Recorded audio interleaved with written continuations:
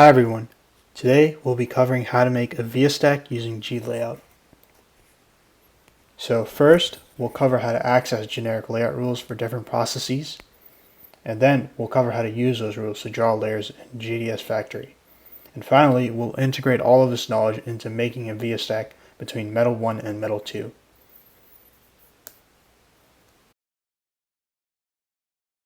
Let's import the required libraries that we'll be utilizing.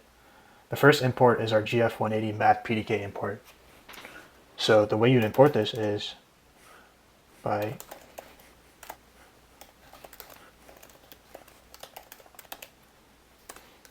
So this is the path for our GF180 mapped import, and we are aliasing this using a smaller name in order to make it more accessible when we're actually writing our program. And what this does is it contains information about the GF180 process node. So information includes our design rules, and using these design rules, we'll be able to make a layout that is DRC clean. So our next import after that is the map PDK library.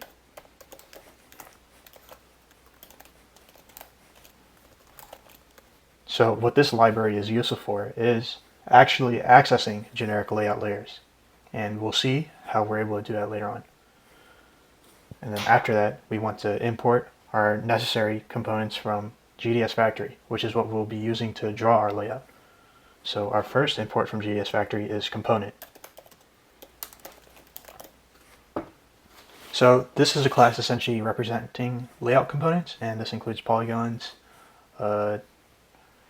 transistors, capacitors, whatever you want. And then the next import from GDS Factory is the rectangle component. So this import will actually allow us to draw rectangles in our code. Now that we have our imported libraries from Python, now we can actually start writing our code to create a VIA. So what we want to do here is define a function that we will call in order to make a VIA. And whenever you're writing a glayout function, it's important to first pass the PDK to the function. So we will declare it like this. So what this does is it essentially creates an argument with the name PDK, and it makes sure that the type of the argument is the map PDK. And as I've mentioned before, the map PDK is how we access generic layout rules. So first, what we want to do is find the dimensions of our VIA layer. So in order to do that, we want to declare a variable called VIA dimension. And in order to get this generic layout rule, there's a function associated with the matpdk class called getGrule. And if you want to get a grule for a certain layer, you give the string of the layer right here. So this string is associated with a generic layer.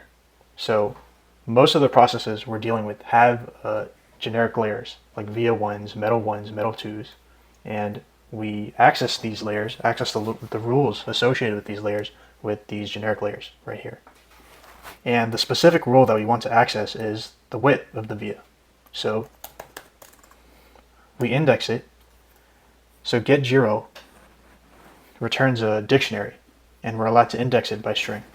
So we want the width of a VIA. After that, we want to find the dimensions of the metal layers that are enclosing the VIA. So for the bottom metal layer, which in this case is metal 1, we want to declare another variable and use the grule function again. But now, instead of accessing the generic rules for just one layer, we want to access it between two layers. So the two layers that we are interested in is the VIA 1 layer and the metal 1 layer. So using this combination, we're allowed to get the minimum spacing between two generic layers, or the minimum enclosure between two generic layers. And in order to access the minimum enclosure for this combination, we just use min enclosure. Next, we want to repeat this for metal 2. So it's as simple as replacing metal 1 with metal 2. But now, hey, you might be asking, is this enough? Since we want the metal layer to completely enclose the via, right? So we want the minimum enclosure and the width of the via to be added on to the dimension for the metal layers. So in order to do that, you can just use simple math. It's as simple as that. And this makes sense since we want the metal layers enclosing the via in all dimensions. Now that we've accessed the generic rules for our PDK, now we want to access the layers, the actual layers in our PDK associated with these generic layers. So it's not enough to describe a layout using generic layers. Since we're dealing with actual PDKs, we want associations between those generic layers and the actual layers in the PDK. So in order to get the layers of the generic layer, we simply use the getGLayer function. So I'll declare a variable called viaLayer, and I'll do the same for metal 1 and metal 2.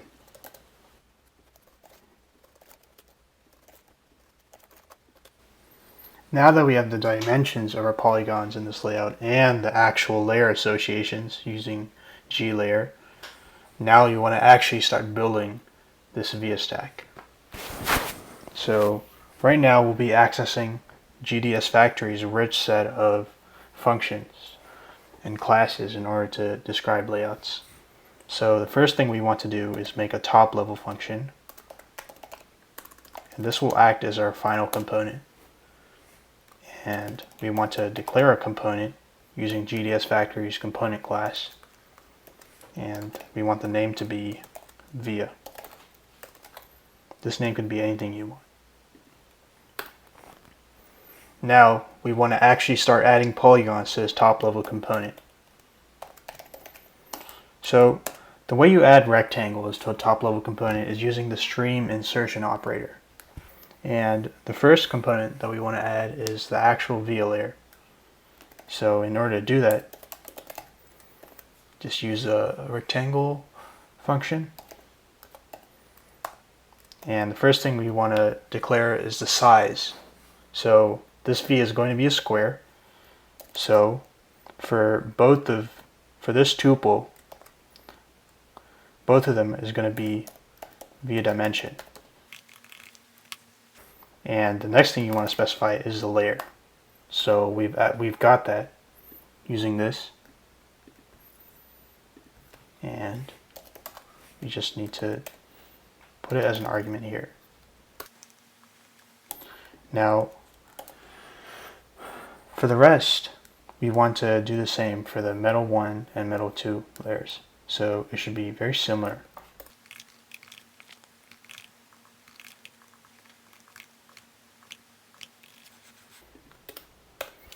So this is all we need in order to draw our layout. So now that we've drawn our layout using code, now we want to actually wrap up this function. So whenever you have a function in GLayout that describes a component, you want to return the top level component that you declared in the function. So right here, that is top level.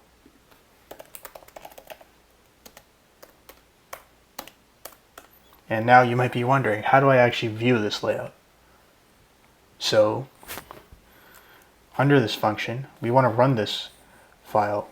So under this function, let's just write the code that we want to run. Now, as you can see here, we have to pass a PDK into this function. And this PDK is how this function determines the G layers and the G rules required to actually draw the component. So in this case, we want to use the GF180 PDK, and we have that imported here.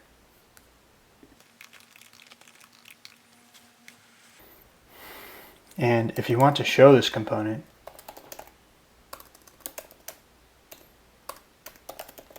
just use the show function.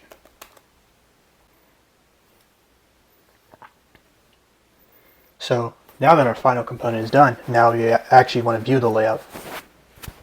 So As you can see here, I'm currently connected to the Docker instance, but now we have a problem. So when we loaded the Docker instance in this directory that we're working on the VIA on, there are some issues with synchronizing this file with our Docker container. So if we were to write cat via.py in order to view the contents of the file, we get nothing. So a fix for this is to actually use the VS Code remote extension in order to remote into our container and then add our files that way.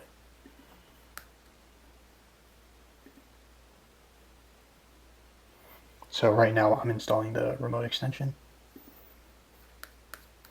And now that the extension is installed, we want to attach this to a running container. So we have a running container right here. And this is the only container that we have running.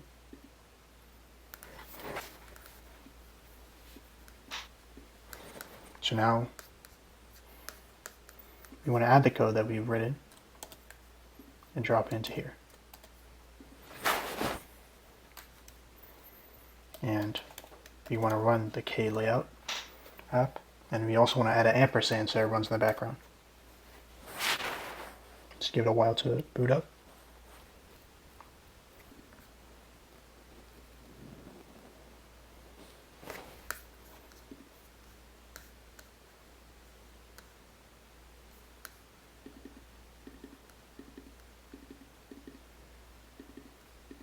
However, there's a small problem here.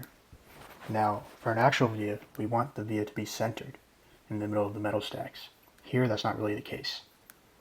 So, in our code, there's also another argument called centered, and we want to set that equal to true.